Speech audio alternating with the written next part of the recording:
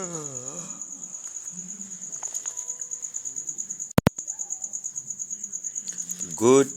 morning, good evening, good evening, good evening. Tembisile FSP 54211. We're still on the MPC. By MPC, we mean the Monetary Policy Committee, not the marginal propensity to consume.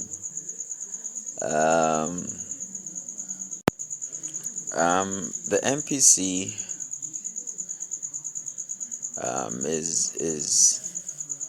is mostly focused in a flexible inflation targeting framework. So they are there to make sure that the inflation and other tasks are in order. The MPC consists of 7 people. You have your governor, Governor Leseja Kanyako. You have your deputy governor. You have 3 deputy governors. The first deputy governor is Dr. Rashad Kasim. That's the first deputy governor. Second deputy governor, it's Miss Nomfundo Chazbana. And then the third deputy governor, who we're familiar with, you have a few videos on her, is Dr. Mampumudise.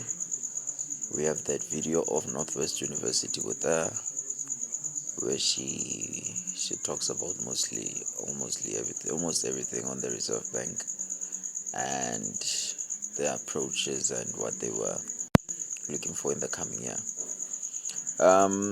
Then you have the head of Economic Research Department, Dr. Christopher Levald, and then the advisor to the governor, Dr. David Fork. You can see we have doctors only here, so they rather specialize in content.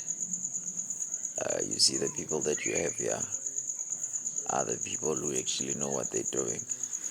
We know that the governor holds a few doctrines, or rather a professor, a postdoc qualifications. Yeah, that's round about it. That's the people that we're dealing with.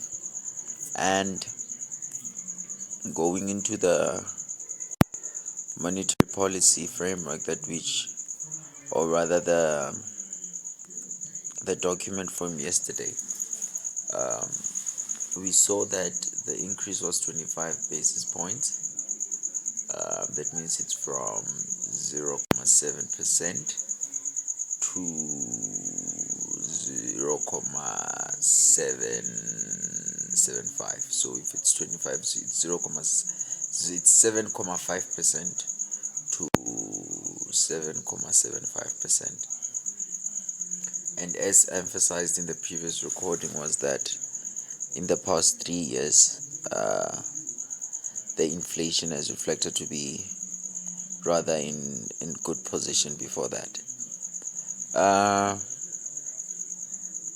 Our current estimations that we're looking at this point, we are looking at 3 estimations that are highlighted. The current that we've put is the interest rate, 7.75%. So it is until the next MPC meeting. That is what we're going to be dealing with. And then the inflation target, that's the current, that was the current. And then the inflation rate, would be 2.8%, until this would be until the 11th of December, so we're talking less than 3 weeks time. And then the target that has been put forward for inflation is 3 to 6%. That's the target at which they're looking at. And then the midpoint objective would be 4.5%. So the Monetary Policy Committee is rather determined in making sure that our interest rate and our interest rate and our inflation. Inflation is low as possible, and interest rate is rather favorable to us. So it is important that we familiarize ourselves with it.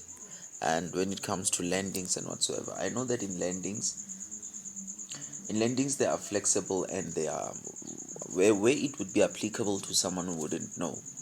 In lendings we have your flexible and your fixed lending options. It's sometimes in lending, it applies in lending, it applies in investments, it applies also in currency, where you'd find that you have the fixed and you have the flexible. So when you go into lending, or let's say investment, let's go to investment. When you have when you're taking a flexible interest rate, you'd say your interest rate would vary as your inflation and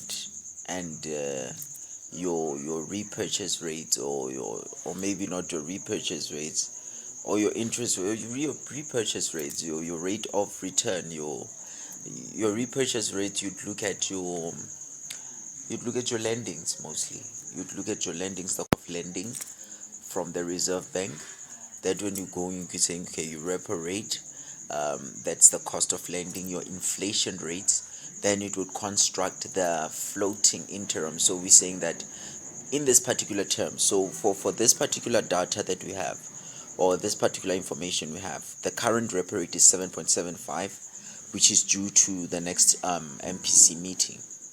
So between this and then, if you're using a floating, if you took a floating interest rate, or a floating interest rate in your loan, what would happen is your repo rate in that interest rate that is contained would be 7.75. So what's going to happen is, after the next MPC meeting, when the repo rate changes, if you took a flexible one, when the repo rate changes, maybe it goes to 8%, or it goes to your 7.5%, then the interest rate that you pay on the loan that you're having would rather also be flexible and change. Now, depending on the scoring model that is being used, or the constraints that are considered by the particular band that which you use, the interest rate, the inflation rate usually sometimes also does play an effect. Maybe we could go to international lending sometimes, when you look at your inflation rates. If depending on the model structure at which the pricing of the particular financial product, so we look at your lending, you look at your loan or your other lendings. If the inflation would be 2.8%, if you have a fixed depending on the scoring model, or their lending structures at which they use, if you have a 2.8% interest on inflation, then it would also go and apply depending on how they structure it in their model. But it would also say that, okay, now our cost of our inflation rate, our cost of the way our things to depreciate is rather going down, you understand. So that means when you go in there, we are going to approach it. So when our inflation rate goes up, that means our things are inflating more. So that means now our interest rate is going to be, our cost of lending would also rather be affected, and would in the direction of, that is also in an the cost of lending would appreciate, would be more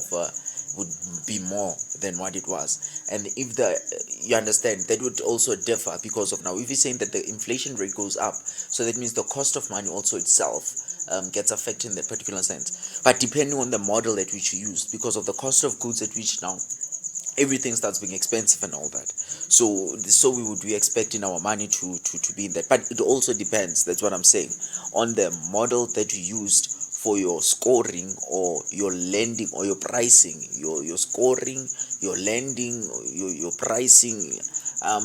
You would in your valuation, but it's a bit far from what we've been dealing with. Here we're looking loans specifically, saying that, okay, so we're looking at the flexible and the fixed. So when you're talking flexible, we're saying that when the inflation changes, or the repo rate changes, or rather we focus on the repo rate, we're expecting that there would be a variation in the interest that you pay. So when you look at the fixed one, we're saying that for the fixed term, usually they take it saying that, okay, if a loan is 5 years, or rather when we're saying that an investment is 5 years, what happens is that the rate of 7.75, when there is a rate, when they are floating, let's go to loans, let's stick to loans for now. When the loan is blah blah fixed, so even though the MPC might have 3 decisions in MPC meetings, or 4 or 5 MPC meetings in that particular, every month there's an MPC meeting, and there's a variation in the repo rate, there will be a fixed interest rate that is charged, so for the term and duration. So that interest rate would be based on averages, or rather, or on historic data. So it would vary. So when you go into your lendings, these variations do change, and the decision at which you take in whether the type of interest that you take, whether you take floating or you taking fixed. So it is rather very important that we familiarize ourselves with that, so that the daily decisions that we make, even in our short-term lendings, it rather affects that. If you go for short-term lendings, if you want to be flexible in what you're doing, on your short terms, you'd rather go for floating. That's when you start familiarizing yourself with the function or the patterns that which your repo rates goes with. You'd familiarize yourself with the patterns. You'd familiarize with your historic data. That's when you start looking at your trend analysis to whether, okay, this patterns that has been reflected. The trend analysis show that in the past, with a quarterly, in 2 quarters might show that there's an appreciation.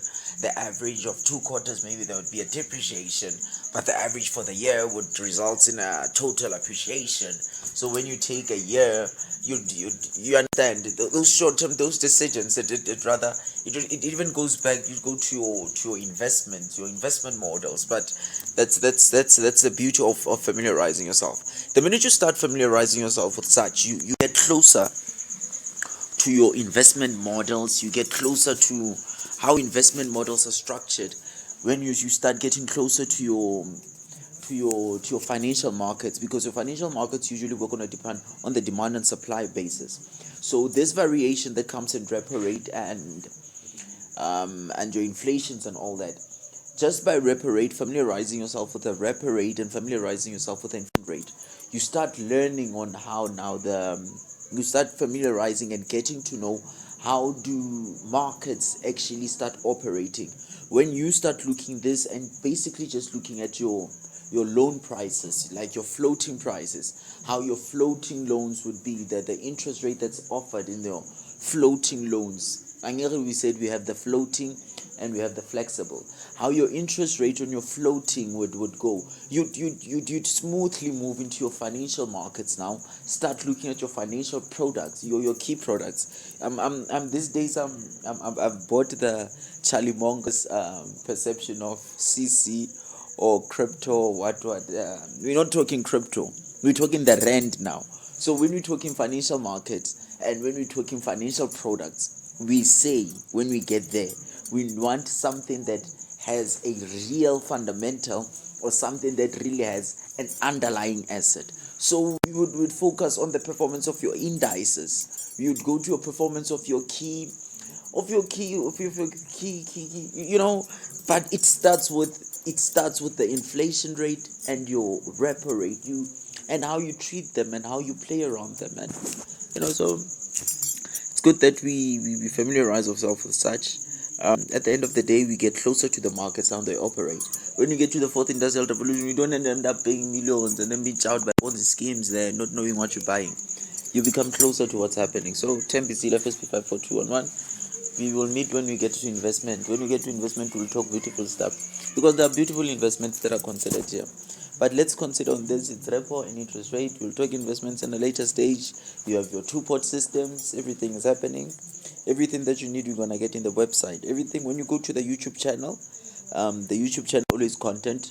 We're going to start now posting presentations of what we put. So when you get to the YouTube channel, when we post a video now, we're gonna start posting a presentation thereof. So it's gonna start having specifics, and it's gonna look at some information exactly as it is in the YouTube channel. So it won't just be videos, but it also contain information. We'll make codes, we'll make references, we'll make it very beautiful that it can be used. 10BC FSP 54211. Thank you.